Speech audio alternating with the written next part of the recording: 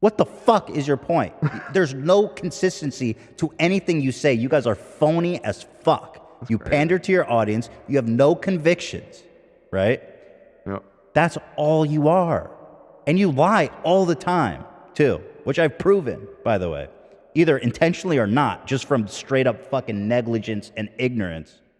Again, this is the guy who says this whole internet beef is cringy. I have not done a proper video about them. 15. Right. 15. You didn't make any videos because you only have to respond to criticism that reaches a certain echelon of viewership. The reason why you haven't responded is because you thought ignoring them would be fine. Who are these rando gophers trying to criticize me? I don't have to engage with them, which is why I think that this 4-hour live stream was a malicious choice to basically make it impossible for Abba and Preach to make a concise video against your claims. How could anybody respond to a 4-hour live stream and debunk all of the lies that are riddled within? Ethan Klein, one of the certified OGs of YouTube, with a catalog of videos spanning all the way back to 2011, touching every type of video you could imagine: shitpost memes, reactions, vlogs, podcasting, and commentary. As of late, H3H3 still maintains a semblance of variety, but at the forefront is commentary. Commentary on YouTube has evolved over the years, for better or for worse depending on who you ask. Regardless of who you agree or disagree with, I believe there should be a standard for commentators who make this their life's work. A level of responsibility for the impact that your commentary will have on your audience. And the only way to enforce some sort of accountability is for other commentators to show where creators are failing. I'm here to show you why I believe that the methodology that Ethan employs in his commentary is dangerously irresponsible and, if unchecked, may lead to real-world consequences. On May 24, 2023, Ethan published a live stream titled Abba and Preach Need to Be Addressed. This stream was Ethan's attempt at proving the wrongdoing of Abba and Preach in regard to the type of rhetoric that they promote to their audience. I feel that their whole shtick is that they're above everything. They don't care about anything. They're not attached. We make fun of everyone and we just say it like it is.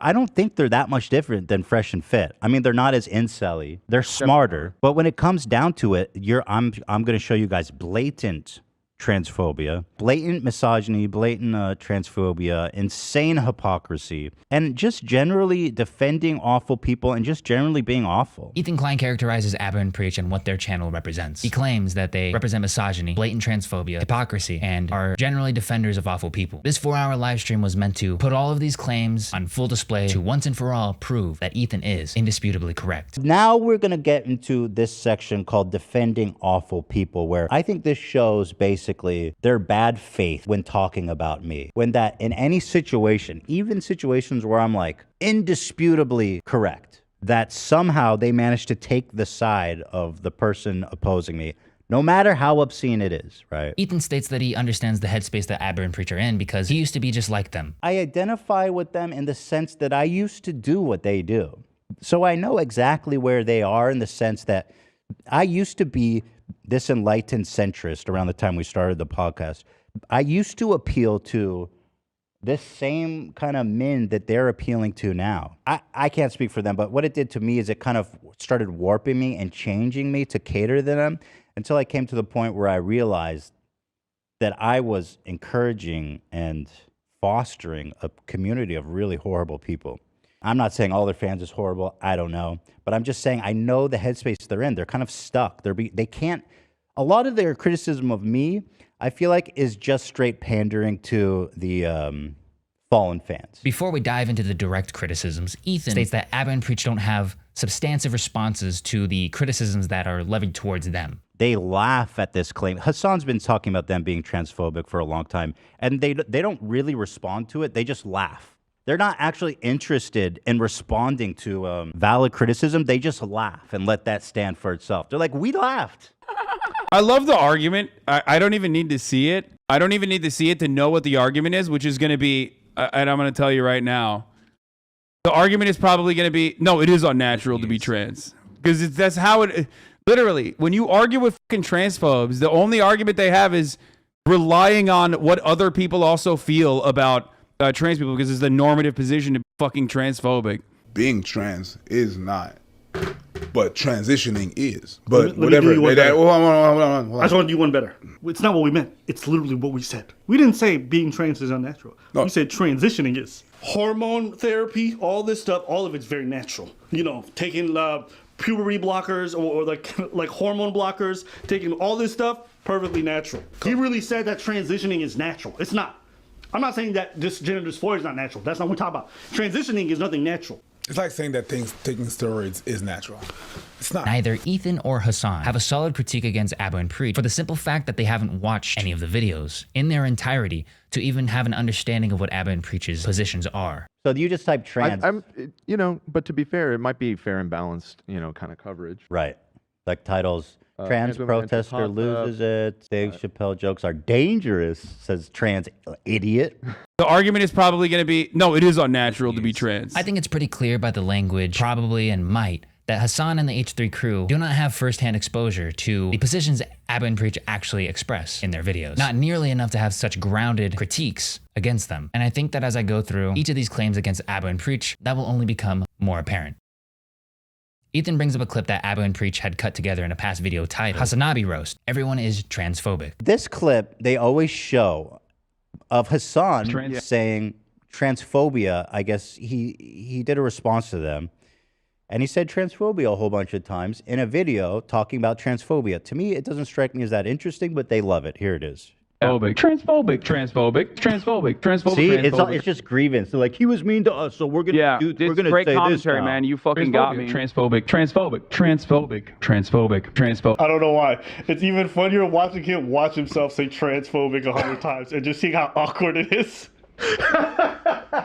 This is probably the most rewarding edit I've ever done. Watching him react to himself say transphobic a million times is actually one of my greatest editing moments. But anyways, And I want people to have. Okay, so that's his cherished moment there.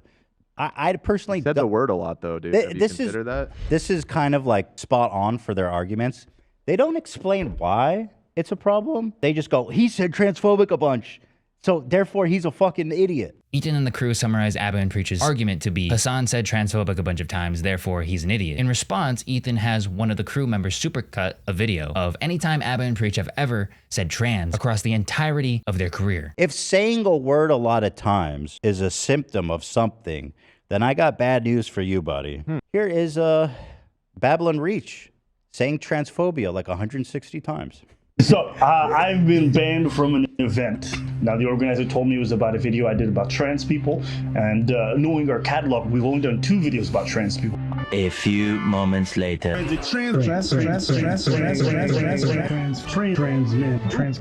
nobody trying to talk about y'all that deeply. You guys just won't shut the fuck up, and you guys are in every news article, always trying to cancel folks. So of course, ain't nobody talking about Native Americans or indigenous folks the same way they're talking about you. The reason why folks talk about y'all is because you guys put yourselves out there all the time and then constantly demanding change from everybody. This segment was brought to you by YouTube Transcripts, the easiest way to find things to fit your narrative without actually watching the content. If they had actually watched Abba and Preach and understood the context for why they made that supercut of Hassan saying transphobe, they would have realized the argument was not Hassan said transphobe a bunch. The reason they cut that video was because when Abba and Preach stated their positions about trans athletes in sports, Hassan's only response was transphobic. We're transphobic. That is true.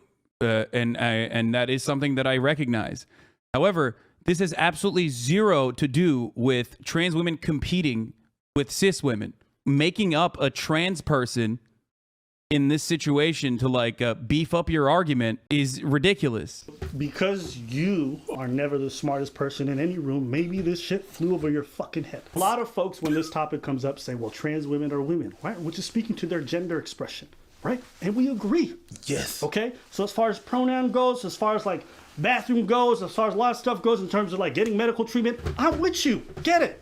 Fine, not a problem. But when it comes to sports, it's a matter of your biology. What you express in terms of a gender has no real bearing on whether or not you should compete in one category versus the next, because it's not about how you express in the world. It's not about what's socially constructed. Bro. It's about biology, okay? Bro. I think we can have a mature discussion where say, I recognize your gender expression, but when it comes to certain discussions and realms in the society, your biology is going to be the focal point of how we're going to address certain issues. That's it. That was the parallel I was making. The same way when you are at risk for certain diseases, we're going to talk about your biology. When it comes to sports, we're going to talk about your biology, not your gender expression. That, for this guy, is apparently a transphobic point. Ethan and Hassan are probably a couple of the worst advocates for trans people because they have no capacity to actually engage with the conversation. Like Abba and Preach said, their advocacy starts and stops with trans women are women. If you go to the doctors, okay, yes, trans women are women, but guess what? You still have the physiology, right, and the biology of a male. As a result, when you go to the doctor, that's going to factor in. They shouldn't just be like, well, trans women are women, so I'm going to treat you like. So when it comes to risk for certain diseases, different things, they have to acknowledge the fact that you're biologically a male. Ma'am, you have prostate cancer. No, trans women are women. What is going? This is crazy. What the fuck's happening right now? I mean, I guess the argument is true. Like, I mean, the title is true. How should I be called as transphobes? Here, why? And then the answer is, you know, because we're transphobes. We're transphobic. Oh my God! If you're claiming to be a voice for trans people, to the extent that you tell trans people that you understand trans issues more than trans people. My issue as a trans person is the fact that you, a guy that isn't super well versed on trans shit, brought on a known transphobe knowing he might bring up transphobic shit. You aren't exactly a vosh at trans debates. I hope that the rest of your life is as horrible as it is every single day, okay? There you go. You are just a trans person. Sorry, you don't know what the fuck you're talking about. Then it might be a good idea to have a more structured response to the range of different issues that trans people go through besides, this person's take doesn't matter because they are a transphobe. Maybe explain why a certain idea makes someone a transphobe besides the fact that they disagree. Ethan shows a video titled LGBTQ folks had me banned. New study shows young people are less accepting of the LGBT. Okay, so I'm setting this up, but their basically response is, well, nobody likes you anyway, trans people. He says here that And here's why transphobia is trans people's fault because they're annoying, I guess. this is extremely important, and why I think everybody should be listening to what we're saying is that if you haven't heard recently, people between the ages of 18 to 34 are actually now less accepting of LGBTQ people than they were over a year ago, and this dropped by over 8%. So what does that mean? That there's always this mantra that young people are inherently going to be more and more liberal, and that they're going to be Not more and more this necessarily. way. But we're actually seeing the opposite thing being true. And so I would tell people, part of why I think this is becoming true is that people are seeing some of the tactics that LGBTQ activists are using in order to further their agenda. And when So again, this is like really classic bigotry where it's the trans people's fault. I don't know what to say. It's a transphobic take. Ethan's synopsis is that Abba and Preach believe that transphobia is trans people's fault because they are annoying and nobody likes them anyways. Shortly after, Ethan makes the claim that Abba and Preach veil their hatred by saying they just want to have conversations, which he compares to the Nazis in World War II. Not all conversations are worth having, you know. Trans people don't need to justify their existence or justify why people shouldn't hate them on face. These guys do this a lot. I just want to have a conversation. I just want to talk about it. They don't want to have a conversation. Some conversations are not worth having. I'm sorry. Like as a Jew, I don't think I need to have a conversation with a Nazi about why I shouldn't be exterminated. Come debate me. Why do you think you shouldn't be gassed? Now that's an extreme example, obviously, but it's striking at the heart of which they're saying is that trans people are responsible for making sure that people don't hate them. Ethan attempts to walk back the Nazi comparison, but immediately states that it strikes at the heart of the commentary. If you were to actually listen to the commentary, Abba and Preach state that it might be a good idea to allow people to speak a little more freely because no person has ever changed because they got yelled at or ostracized from society. This is what men's rights look like. This is what men's rights look like. This is. So you believe it's hate speech, right? It is hate speech. I've never heard him before. I don't even know what he's talking. I've never heard of him before. We invite you to educate yourself. So I just wanted to listen to him. Go on Google. I just wanted to see who this guy is and what he's talking about. But now I can't get in. You should be ashamed of yourself. You're f***ing scum. You are scum. And you know what the irony is that despite being a very marginalized group and having real problems that I actually agree with, you are actually perceived from a marketing standpoint as bullies. I don't agree with that. But I can agree that some of the tactics that you employ do have that feel to them. And so Stop talking! Stop talking! Let's say it was another person that was trying to speak, and I wasn't even interested in what they had to say, but I heard you screaming at them like that and barring them, then I would immediately start taking interest, like, hey, why are you doing this to this person? What are they trying to say? And I would take time. And because they're being calm throughout this whole interaction and you're being erratic, then what I'm perceiving in that moment is that, oh, I should probably trust this person because this person seems unstable. They seem very angry and I don't understand what's going on. So if you want to have the progress that you claim to want to have, maybe the tactics that you're employing aren't the best. Not only that, but Abba and Preach directly addresses the point that Ethan was making earlier. The point being, trans people shouldn't have to debate their existence. Trans people don't need to debate with you their validness to exist. You know what I mean? Not all conversations are worth having. Here's one thing I don't want to do. I do not want us to always have to say, hey, we think you're humans. Hey, we think you're good. I don't think we should have to do that every single time in order to have a conversation that's difficult. People are not that smart. I don't give a shit. Then they can live with it and they can make whatever assumptions they want. Because guess what, bro? Even when you make those disclaimers, they still make assumptions. And that's a fact. No, I don't like the idea that just because I'm having a difficult conversation, I disagree with you, I somehow have to always reaffirm your humanity for us to have that, oh, okay, they're not so bad. That.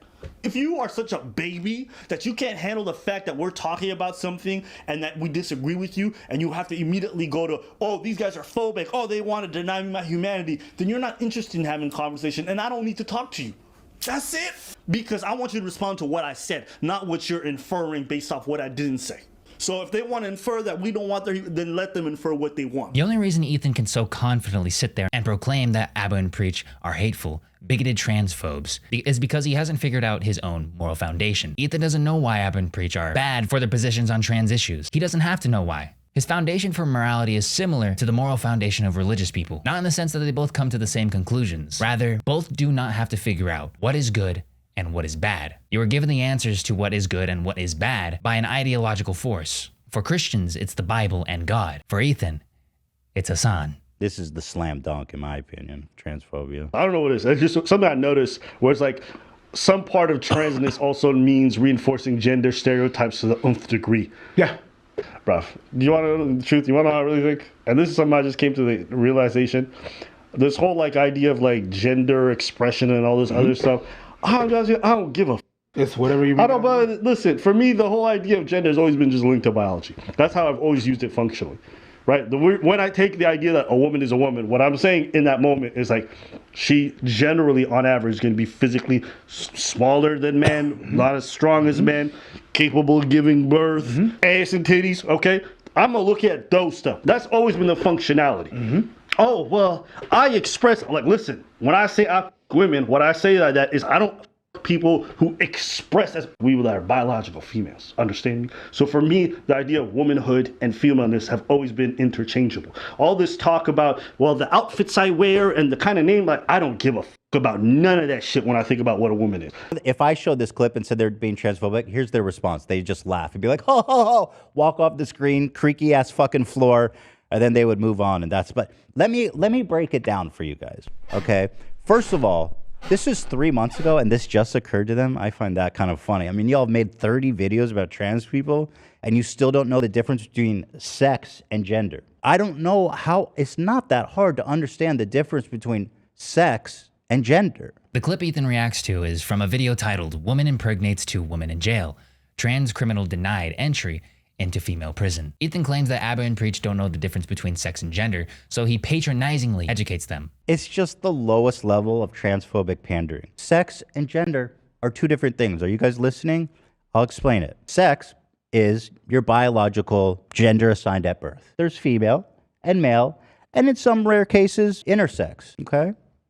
Are we good with that? We understand that now, you guys? I mean, this is pretty simple stuff, okay? Oh wow, I cannot believe that Abba and Preach were so fucking stupid. You know what? Trans women are women. Fantastic. But they're still not female. And at the end of the day, sports is not about your gender expression. It's about your sex, your biology. Nobody cares about your gender expression. Gender and sex are different. Though we call it women's sports, it was really just about you calling it female sports. The reason why is about physiology. Nobody cares about how you express in the world. So to me, when people say, well, I think they should compete because trans women are women, it doesn't matter. It's not the point of why we created the category or why we sequester women to this segment of society when it comes to sports. It's because biologically speaking, there's a difference. That's all it comes down to. We're talking about biology and motherfuckers are still talking about gender expression. Who cares? Nobody cares what you identify as. Not as far as this conversation goes. You're transphobic. Are we good with that? We understand that now, you guys? I mean, this is Pretty simple stuff. Thank you, Ethan, for blessing us with that crash course on how to be a knuckle-dragging troglodyte and still maintain the confidence in saying absolutely nothing of substance. If you look at the comments too, it's just a cesspool of transphobia. This is not about trans people. It's about people abusing the loophole. They're talking about a pandemic of men lying about being trans to get into prison and just have sex with all the women prisoners. The lack of trans men trying to get into a man's prison is pretty telling of what's actually going on there.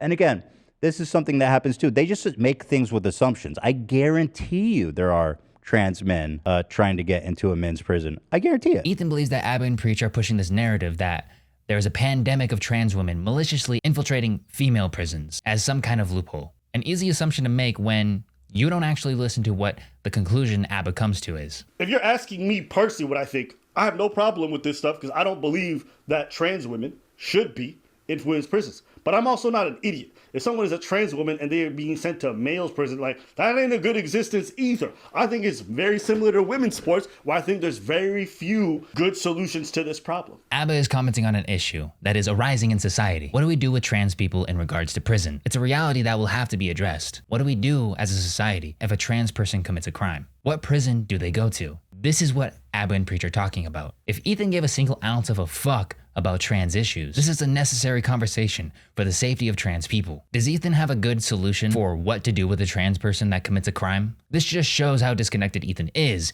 from the conversation other than trans women are women. Hey, you already know, we got them.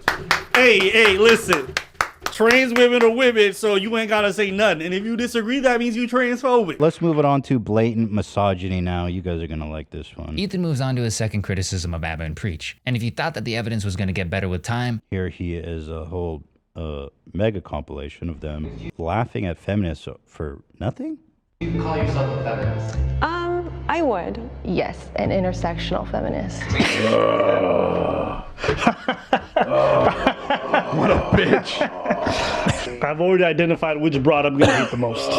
What did she say? She just said she's intersectional, which means that they consider different types of feminism by identity, I guess. So that was apparently funny. And again, that's just their criticism of anyone. Ethan shows this next clip to basically set the tone and claim that Abba and Preach hate women. This is basically her, just a blow-up fuck doll. This is how I view women. Either you're a blow-up fuck doll or you're a feminist. Choose your lane, bitch. Shortly after they play a clip from a video titled Men's Rights versus Feminism Reaction. I can enjoy it. Normalizing things. People always say, oh, it's just a joke. But when someone else hears it, they don't realize how that resonates. And again, how that turns into violence. I always have to repeat this. Feminists. Dear all feminists. Cherry pick. All feminists. And that includes you, Olivia. Listen up. When you guys like science and when you don't. If you believe in science on climate change, you have to believe the conclusive science on this one fact. Jokes do not lead to violence. Science is conclusive on the fact that video games does not lead to violence.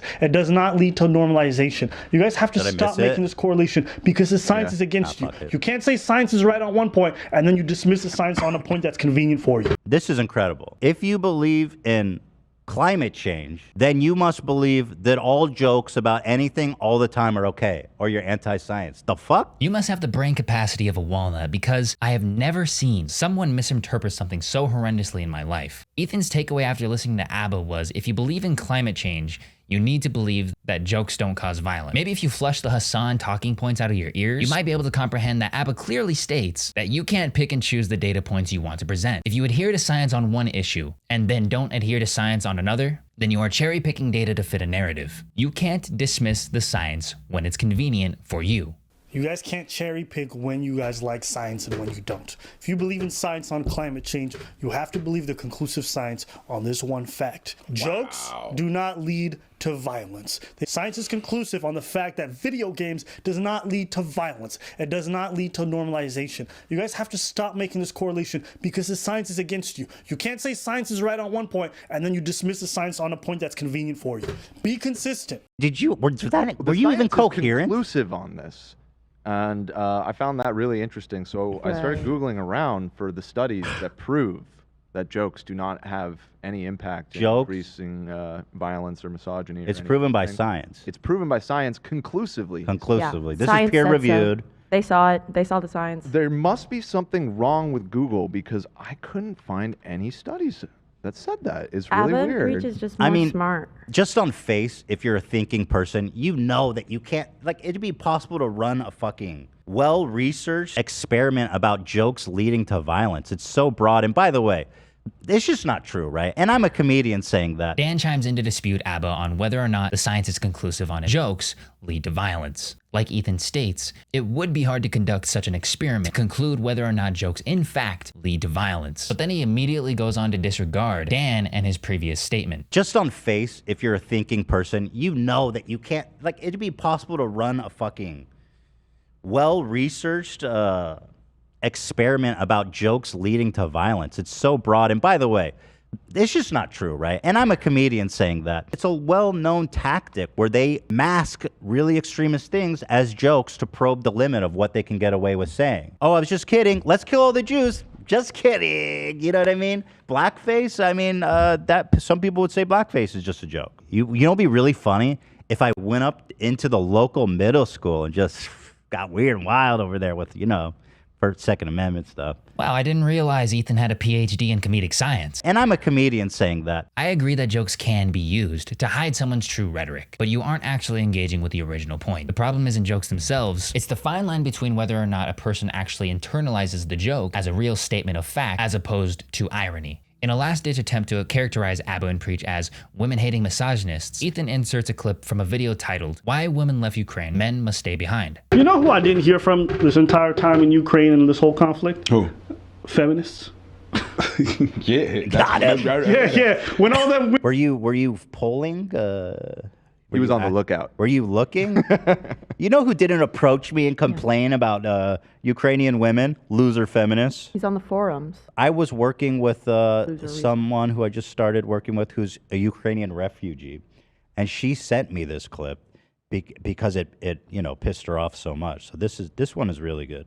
Yeah, that's right. Yeah. When all them women were getting all them trains with them old niggas, right? And the men had to stay behind because you were between the ages of 18 to 65. Crickets. I hear a single feminist say, Cricket. We want to be in equal footing with the men staying at the front line. Cricket. I didn't hear a single one. Cricket. Were you listening? I just can't get over the fact that they always make this assumption that they know everything about everything just because they say so. It's always about equal rights, equal representation. Well, bitch, get on the front lines and grab a rifle. I got a train ticket to catch. I gotta cook dinner. I gotta. Yeah, so, I mean, again, this is a funny joke, right? Abba and Preach opened this video by making jokes about women in the military, more specifically about Ukrainian women in the military, in conjunction with the news that women and children were allowed to flee the country to Poland, and men were not. This was part of a broader conversation discussing the roles men and women play in society when it comes to war. Ethan claims that Abba and Preach were in some way discounting the fact that there were a lot of Ukrainian women who stayed to protect their country. But that wasn't the substance of the conversation. The substance of the conversation was detailing the different roles that men and women play in regards to war. And look, to be fair, I'm not saying it's a bad thing that these ladies got on. Generally speaking, I understand. If you speak to a lot of soldiers who actually do combat roles, not support roles, because I'm of the mindset that women can be in the military, it's not an issue. Well, when it comes to combat roles, okay, a lot of dudes, and you're not going to like this opinion, you don't like hearing it from me, I'm just telling you the truth. I ask most dudes who do actual combat roles on deployments, they're saying having females there is generally not a good thing. Combat roles are very different than support roles. In the military, when you jump in, there's a bunch of things. People who are technicians, people who work on vehicles, people who work as supports, you got cooks, you got medics, you got everything, okay? When you work in a support role, the odds of you seeing combat are like almost zero. Abba clearly states that he is totally okay with women in the military, but just because they are in the military doesn't mean that they should be fighting on the front lines side by side with men. Ethan brings up an article on stream to combat Abba and Preach on this mythological point that women are incapable of defending their country in the military. Ukrainian women are playing a huge and vital role in the Ukrainian military. 60,000 women both in the fight military. both in roles of fighting, okay, who you're quick to just fucking like, bitch, gut on the train. If Ethan would have watched past the 40-second intro, he would have seen what Abba had to say about women in the military. And if Ethan had scrolled down a little bit more in that article, he would have seen that what Abba had said was exactly what the women were doing in the Ukrainian armed forces. Everything that Ethan argues against is like some fantastical demon version of what Abba and Preach are actually saying. I'm sorry, but you guys are misogynists. Abba and Preach stated that Ethan Klein should be perma-banned on November 12th, 2022, in a video titled, "How is H3H3 not perma-banned for this?" This was in regards to Ethan Klein's handling of a situation involving Amaranth, in which she had levied abuse allegations against her husband. Ethan and some of the H3 crew had attempted to dox Amaranth's husband, as they felt justified in doing so, since they were 100% certain that no further evidence was necessary. This was all done on a live episode of the podcast. But in the process of trying to dox Amaranth's husband, they accidentally doxed some random guy online with the same name. What happened is I really fucked up, and I feel horrible ever that you have to answer for this mistake that I made. The name was correct. I said the wrong occupation, which was horrible and shouldn't have happened, and we quickly corrected it, and I apologized, and I will forever be making up for it. We all make mistakes. But do we actually know what doxing is? The narrative that Ethan and the crew are going to try and run with is that they never actually doxed anybody. They are going to state their definition of doxing and prove why it was hypocritical of ABBA to say he disapproved of them doxing somebody when ABBA and Preach doxed a 19-year-old girl. We'll get to that soon. Furthermore, they will deny that they ever doxed anybody based on the definition that they provide. So that's a permanent ban? I mean, just for saying the right name, but the wrong occupation? And it wasn't good. We all acknowledge that, but I feel like we did good in doing the right thing immediately and recovering. Listen, if I should be permanently banned for that, then I got an issue with them. Here's the definition that they provide for what they consider to be malicious doxing. Now, this is malicious doxing. You showed her face and her name, which wasn't public. That's doxing. You making private information public with a malicious intent. Now tell me which is worse. The definition that they use for what they consider doxing is shows face, reveal first name, and making private information public with a malicious intent. They make a very clear point to say malicious doxing to try and make it seem like what they did was not malicious. If we find out that this guy is, can we ship him shit? I'm asking hype. This guy's over it. This guy is like, yo, you dense motherfucker. Trust me, once it's public, he's gonna be getting more shit than one man can handle. Not for me. Yeah, let's contribute. No. Not for me. What the hell are you talking about? And I don't want anyone to ship him a box of their homemade feces, right, Dan?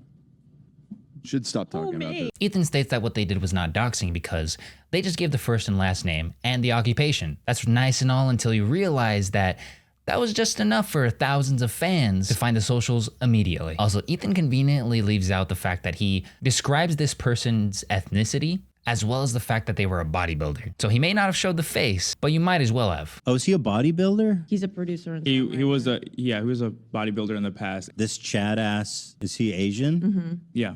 I hope his life is over. I don't know how this doesn't count as malicious, but maybe that's just me.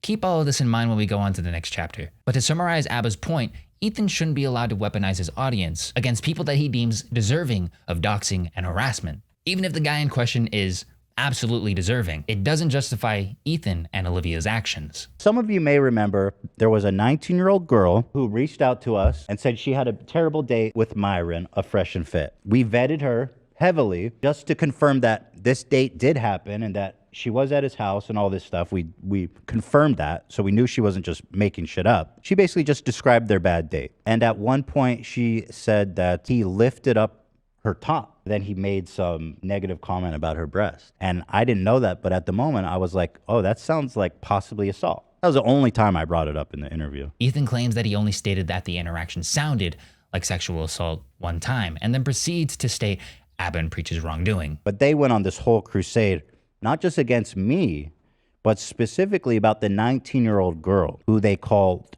a liar, like disgusting. I mean, they said, they were really going on about this girl, okay? Here's what they said about this 19-year-old girl and even if who called in to describe her bad date with Myron. You tell me, where's the malice, okay? Go ahead. And that's the thing. You could have just said that. You could have just said that. Who talks like that? And even if he said that, he made a comment about your boobies. Was it worth all the lie? All of that? Now you just look stupid, Danielle. I'm saying your name because motherfuckers have to know your name. The same way you try to frame a motherfucker like that, people need to know who the fuck you are. Yeah. Just so they know that you're a piece of shit. Thank you for the contribution, by the way, from Preach on that one. Her picture, by the way, is in this thumbnail. Ethan claims ABBA and Preach went after the girl, ABBA and Preach said people need to know your name, and that Myron admits to the worst part. The worst part that Myron admitted to was lifting up her shirt and saying her titties look lopsided. And so I'm like, I have my hands like on him where it's like, I don't want him like laying on me like intimately. So I'm just holding my hands up and I'm like, no. And I was wearing like this shirt and it's like a very loose shirt, whatever. And he basically lifts up the shirt and made a comment. And then I was like, I'm done. I'm over this. Like, and Wait, I he said lifted to him, up your shirt and kind of looked at underneath it and commented? Yeah, my chest, because I have piercings, and it was very creepy. It was very weird. I don't want to. No, it was not creepy. She's mad because I basically made a joke about her titties being lopsided. Whatever. It is what it fucking is, man. This video titled H3H3 goes after Fresh and Fit with fake Me Too claims was posted May 14, 2022. This video is the genesis for this entire back and forth between H3H3 and Aber and Preach. 3 days later, they post another video titled Update, Proof She's Lying, Fresh and Fit versus H3 podcast. Watch the videos if you want to hear word for word what Aber and Preach said about this situation. But to summarize, in one breath, Danielle, the 19-year-old girl in question, states that she felt scared, creeped out, and disrespected by Myron. But in the other breath, goes to dinner with Myron, goes back to Myron's place, they kiss and Myron tells her she needs mouthwash, to which she responds. So I just pushed him off and I was like, oh, I'm just going to go to the balcony. And he goes, you need mouthwash. Yeah, I was texting my friend the whole time, and you see me say like he just told me to get mouthwash or something. Here, let me pull up this text. Again, guys, we have receipts. This is fully vetted.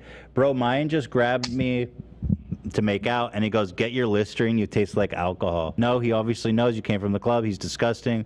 So I come back in the room, and then I go to the bathroom, like in the kitchen. He's like, that's not where the mouthwash is. So I was like, oh, okay, where's the mouthwash?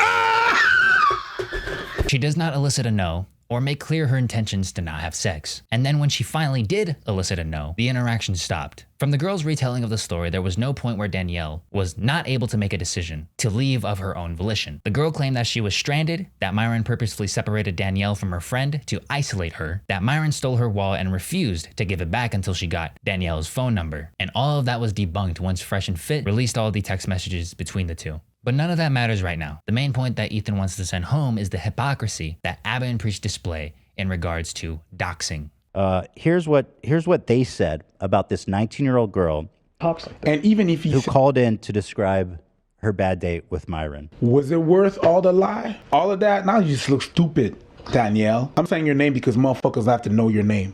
The same way you try to frame a motherfucker like that, people need to know who the fuck you are. Yeah. Just so they know that you're a piece of shit. Ethan makes the claim that this is hypocrisy because Preach states the first name and the girl's picture is in the thumbnail. Her face is prominently detailed in the thumbnail. And he's literally saying, people need to know your name. What the fuck? Now this is malicious doxing. Showed her face and her name, which wasn't public. That's doxing. You making private information public with a malicious intent. Now tell me which is worse. Ethan begins to detail why his not doxing was totally okay. And by the way, just to compare, Amaranth's husband was I don't know physically, but like the abuse that she was undergoing, the control was insane, and it was taking place live. So yeah, that guy is a fucking giant piece of shit. You were worked up because you were defending a woman in the moment where they're defending a man, so L. And that guy is L. Listen, that guy is guilty as shit. Okay, fuck him. Ethan doubles down and claims that Amaranth's husband was guilty as shit, meaning he deserved to get doxxed. Dan tries to rein Ethan back in stating, we're not defending the mistake. Olivia and Ethan both acknowledged that that was bad. And then and now, in the moment, reached out to the person that was mistakenly identified, apologized. I suspect nothing like that has occurred on their end with this girl. This interaction between Dan and Ethan is important because it shows that Ethan doesn't actually give a fuck and feels vilified in his attempts to attack Amaranth's husband without further evidence, without actually having 100% certainty on both sides that something has happened, without any kind of court proceedings or anything like that. Ethan states that the reason Aber and Preach's dox was worse is because they're leading with malice. Their intent is malice. No, they're leading with malice. Their intent is malice. I hope his life is over. And I don't want anyone to ship him a box of homemade feces, right, Dan? Should stop talking about it. At the beginning of this chapter, I show that Ethan says that Myron admitted to the worst part in regard to the interaction with Danielle. Ethan alludes to this fact an hour into the podcast, and we don't actually get that answer to what the worst part is until the 3-hour mark. Myron, in his video trying to defend himself, confirms the worst part of her story. She's mad because I basically made a joke about her titties being lopsided. Whatever. I was really hoping that Ethan had some sort of bombshell information that he was holding out on for the last 2 hours.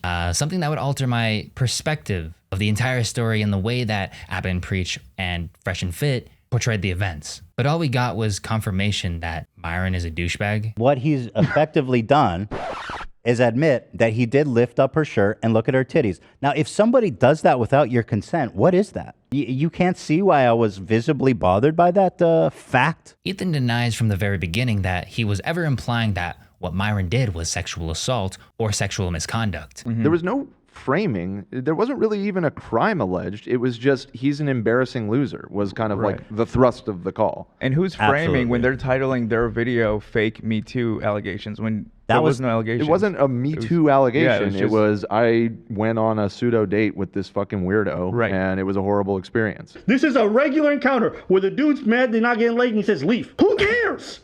He was just a dick. Yeah, that's why she called. Yeah.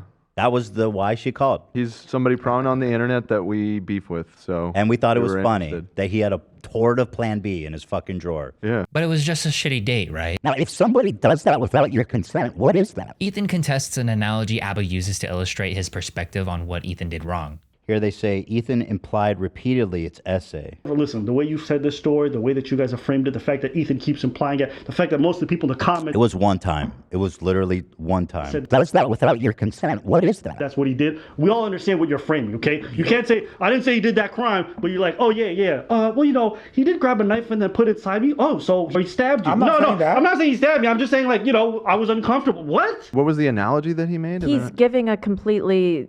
It doesn't fit with the given circumstances at all. The analogy is perfect in this instance. Ethan and the girl are saying everything but sexual assault while describing sexual assault. In Abba's analogy, you would be saying everything but I got stabbed with a knife to describe that you were stabbed with a knife. Ethan, why else would you come to the conclusion that it sounded like sexual assault if the words she was using to describe this encounter weren't implying it? Now, if somebody does that without your consent, what is that? Ethan, if you believe Abba and Preach are wrong for saying women need to make their intentions clear, make better decisions if they feel like they are in an uncomfortable situation, that women need to not take steps that might lead to sex if that is not what they want, and verbalize, no, signaling is not enough, people can't mind read. If you think that is a bad prescription that leads to more harm for women, what do you think women should be doing in this type of situation? Do women have any level of agency within the bounds of a sexual interaction between a man and a woman? Or are men the arbiters of safety in regards to these types of situations? Which party is accountable for the actions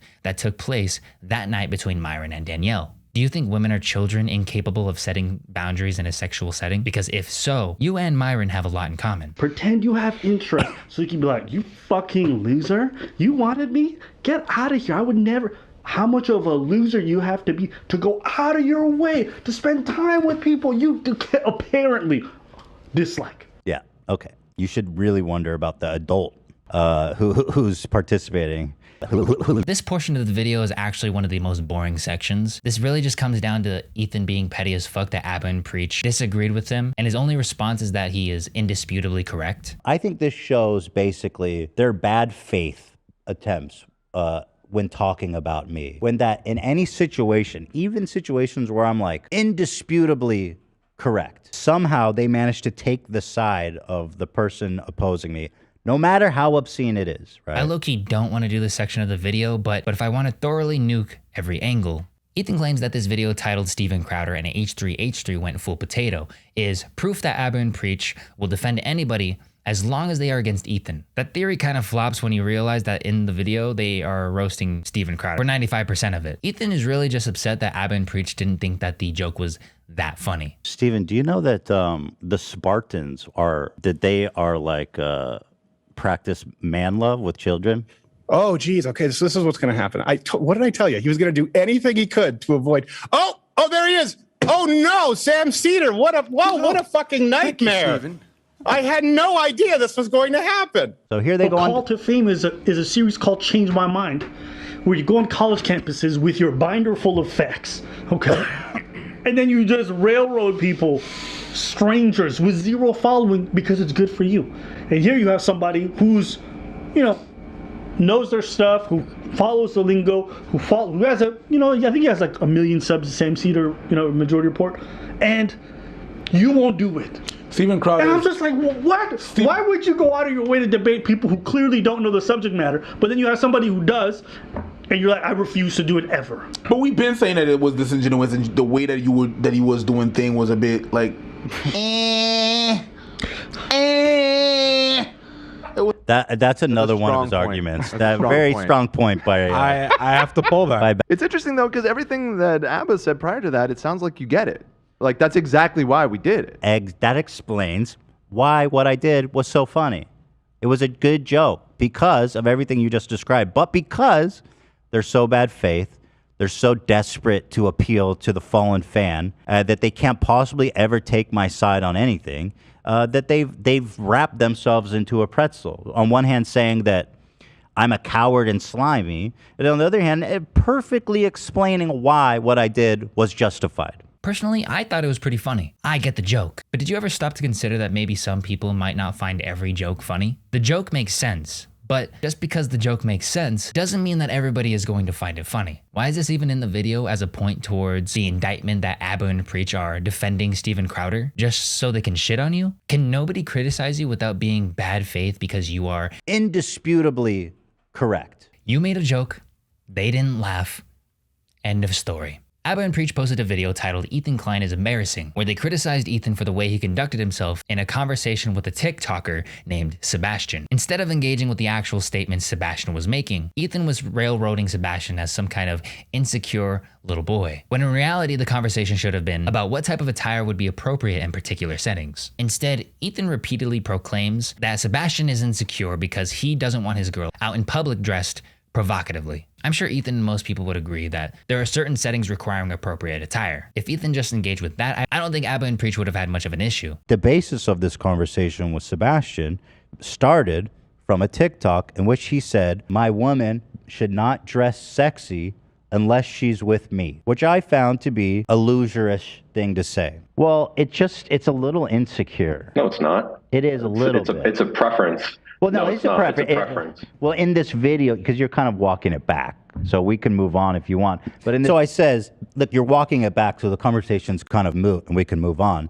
But we continue to talk, but they remove the context, which I think shows the whole basis of their conversation. And instead of that, they try to present this opinion, which I do not have. Partners aren't allowed to set boundaries. You need to let your significant other wear whatever they want all the time, or you're insecure.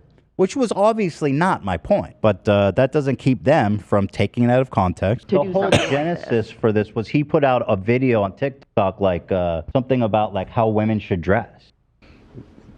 What? No, stop. You see the way he remixes it. Doing it again. The original TikTok. That's what I said. He said, if I'm with a girl, he didn't tell other people how they have to dress. He didn't tell women what they have to do every day. Yeah, I didn't do that either. Nowhere.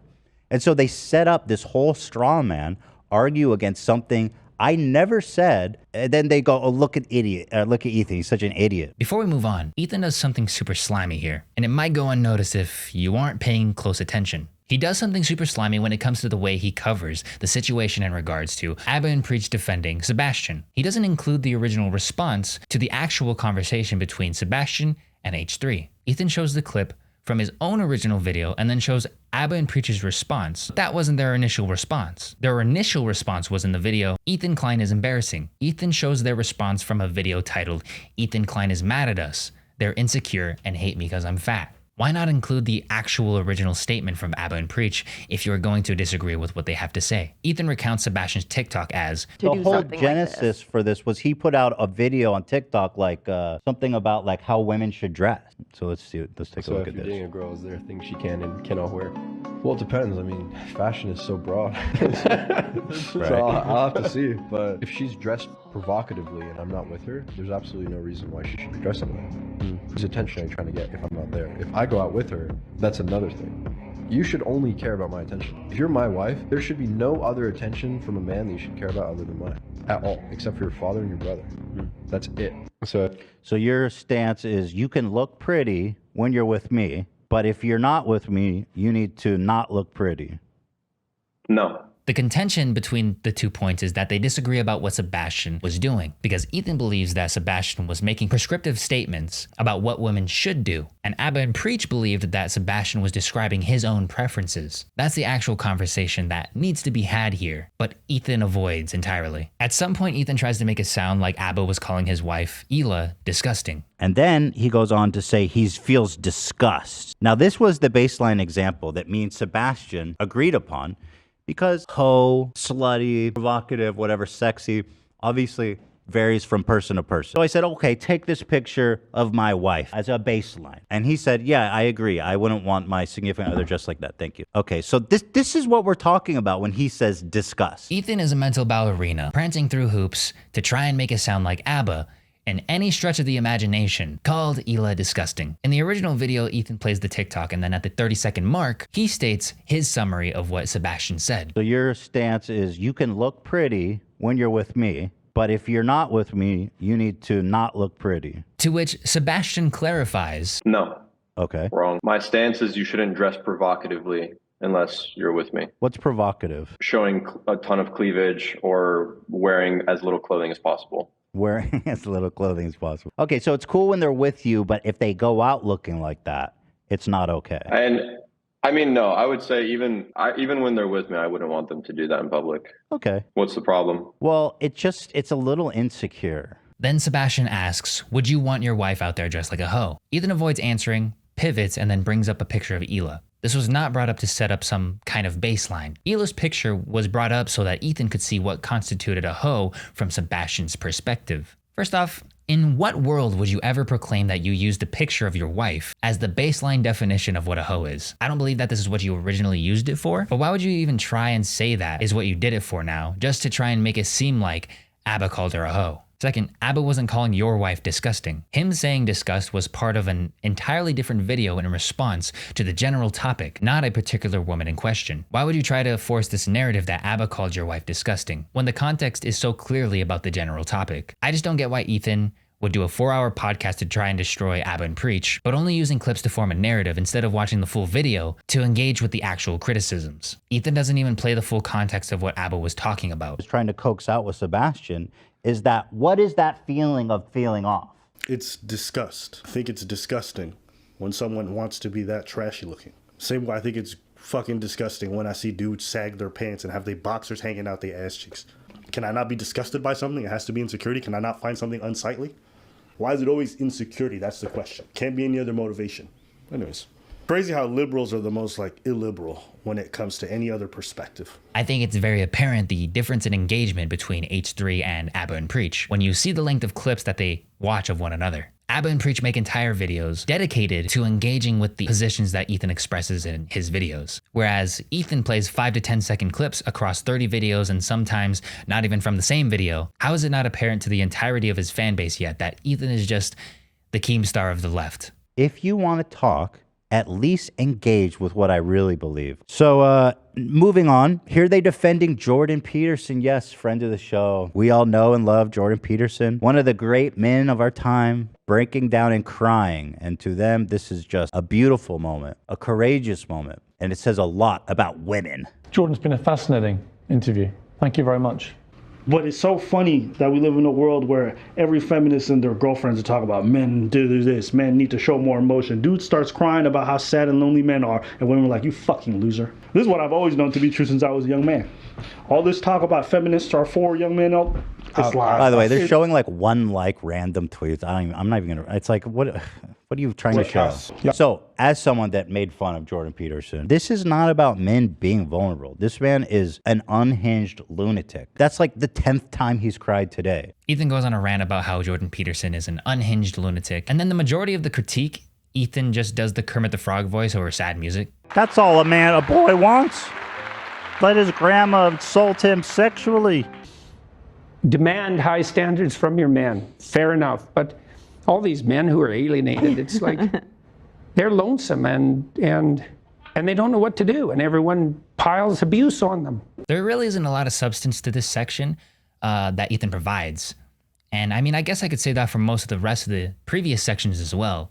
But a consistent joke throughout the entirety of this podcast is that Preach is just the cardboard cutout with nothing of value to say. And I haven't really addressed it, but I guess I'm gonna address it now. Tolerance. We always talk about tolerance, and people need to be tolerant. We need to be tolerant.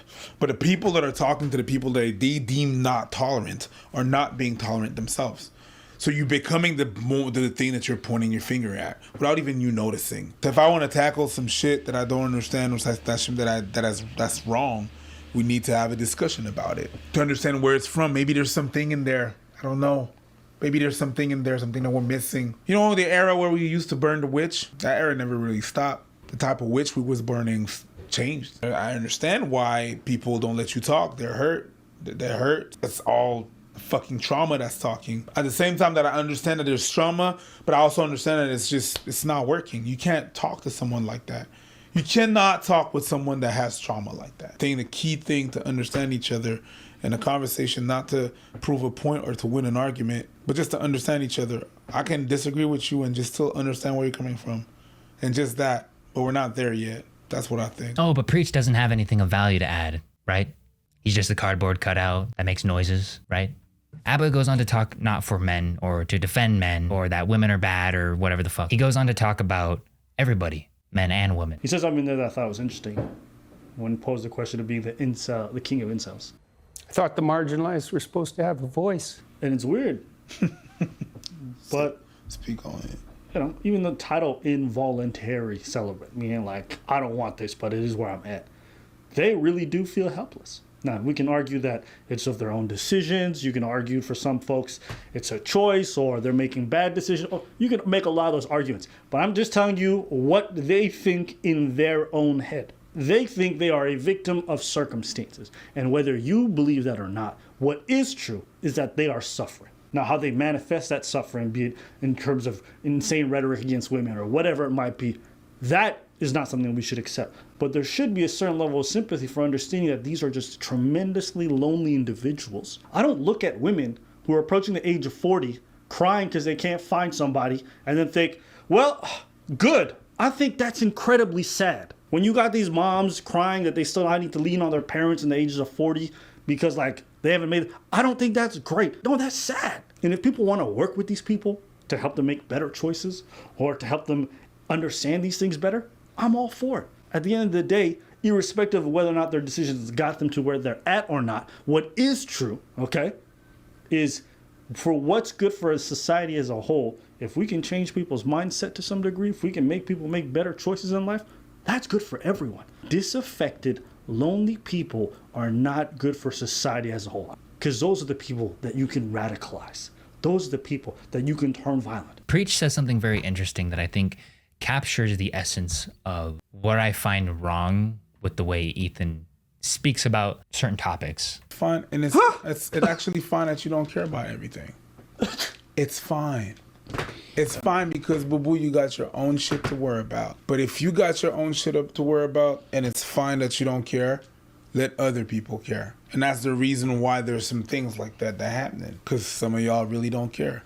The problem is that some of y'all don't care and claim that you do when you really don't. All of that leads us to this point. Ethan finally feels like he's set the tone, that he's primed his audience to finally be able to correctly react to Abba and Preach's video titled Ethan Klein and Hassan Threatens Us with War and Go on Unhinged Rants. Ethan can't just watch the video raw. He had to make sure that his audience had the narrative first. In the video, Ethan creates a name for Abba and Preach. Peaches and cream, because they're soft, bro. They're like a nice sweet bowl of oatmeal. Thank you, Hassan. I don't really like it that much. Not good. Okay, I think it demasculates them, and that's why I like it.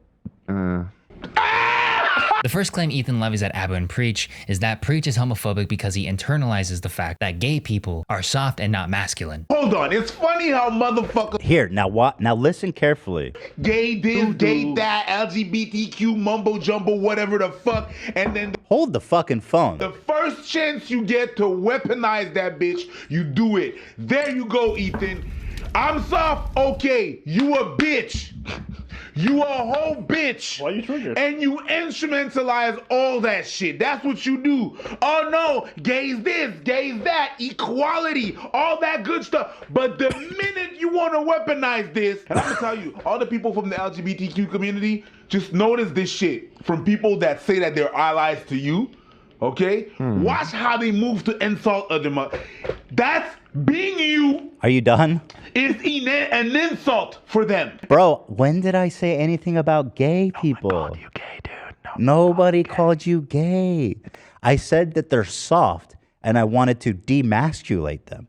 And he interpreted that as me calling him gay. You're gay? And went on an entire tirade about how I secretly hate gay people. Also, I just want to say he does seem very sensitive to being called gay. That isn't what Preach is lashing out against. He's not upset to be called feminine or gay. He's clearly stating that it seems odd that somebody who claims to be an ally for LGBTQ or feminist causes is so quick to use femininity as an insult. Let's just also appreciate their way to insult us is to make us sound more feminine. Oh yeah, it's feminine, so it's soft, so it's bad. That's you! It's funny because the red pillars do the same thing. Yeah. They'll try to make you sound more feminine. Oh, that's feminine energy. You do the exact same thing. And this is why we tell you a lot of these feminists or red pillars are two sides of the same coin. When it comes down to it and they get upset, they use the exact same language. Notice, we never said Ethan's a feminine type of dude. Easy could have done that. We don't. Because I don't think there's anything wrong. If you're a feminine, masculine man, go ahead, live your best life. But for these guys, that's actually a bad thing. So no matter how much they portray any of these virtues, when it comes down to it, when they got to get dirty, they use the exact same ammunition. Okay. I've been biting. I'm fucking not paying you to correct me during this live show. Maybe you should be paying them to correct you because that might have helped you. Again, this is the guy who says this whole internet beef is cringy. I have not done a proper video about them. 15. Right. 15. You didn't make any videos because you only have to respond to criticism that reaches a certain echelon of viewership. The reason why you haven't responded is because you thought ignoring them would be fine. Who are these rando gophers trying to criticize me? I don't have to engage with them, which is why I think that this 4-hour live stream was a malicious choice to basically make it impossible for Abba and Preach to make a concise video against your claims. How could anybody respond to a 4-hour live stream and debunk all of the lies that are riddled within? I have a good life. Nobody cares. In real life, nobody gives a fuck about any of this. People go out to their jobs. None of this matters. So just calm down with the whole war. I mean, look. Yeah, so I go outside. Nobody cares. Jokes are jokes. It's science. This man has made 30 plus videos on trans people, and he's going to sit there and say nobody cares. Everybody goes outside and nothing matters. That's a nice privileged take for you to say, it doesn't affect me. I don't care. But meanwhile, trans hate crimes and suicide rates are way, way, way up. But guess what? It's trans people's fault, according to them. Trans people are over 4 times more likely than cisgender people to be victims of violent crimes, according to UCLA School of Law. Ethan plays a clip about what Abba says about none of this war shit matters and somehow turns it into a talk about trans suicide. Internet shit is not serious. I turn off my PC, I go outside, I have a good life. Nobody cares. In real life, nobody gives a fuck about any of this. People go out to their jobs. None of this matters. So just calm down with the whole war. I find it funny that Ethan began this video by saying Preach was misinterpreting what he was saying. And then Ethan proceeds to do that, but to a more flagrant degree. Ethan is trying to make it seem like this war between him and Abba and Preach has anything to do with trans people, when the only reason for this war is because Ethan doesn't like that they are successful at calling him out. You think that's fucking funny? You think that's like cool? That you're just keep making trans people like the punching bag, the butt of all your fucking jokes? 30 videos, bro. Hey, Ethan, can you tell me the substance of one of those videos? Do you think that the mere act of talking about trans issues on YouTube is bad? Do you know the substance of the commentary that was in those videos? Or did you make this judgment based off of thumbnails and titles, like a reactionary? So you just type trans. But to be fair, But it might be fair and balanced. kind of coverage. Right. Like titles, trans protester loses it. The argument is probably going to be, no, it is unnatural to be trans. I don't really have much to say in terms of a conclusion. I think overall the video speaks for itself. I didn't do anything extraordinary. All I did was gather the extra context that Ethan left out of his stream. It was time consuming, but it wasn't really that hard. Ethan showed all of the videos on stream, so all I had to do was look up the titles and watch the videos for myself and get an actual full picture of what was going on. I think this stream that Ethan did on Abba and Preach is probably one of the biggest mistakes he could have ever made, because I think it shows very clearly how spiteful Ethan is whenever he is criticized as somebody who has bad behavior, because he usually is the guy that gets to make fun of people. It's not usually the other way around. I think this last clip that I'm going to show pretty much sums up the whole video and what my conclusion would be if I were to make one. What the fuck is your point? There's no consistency to anything you say. You guys are phony as fuck. You pander to your audience. You have no convictions, right? Yep. That's all you are. And you lie all the time, too, which I've proven, by the way, either intentionally or not, just from straight up fucking negligence and ignorance.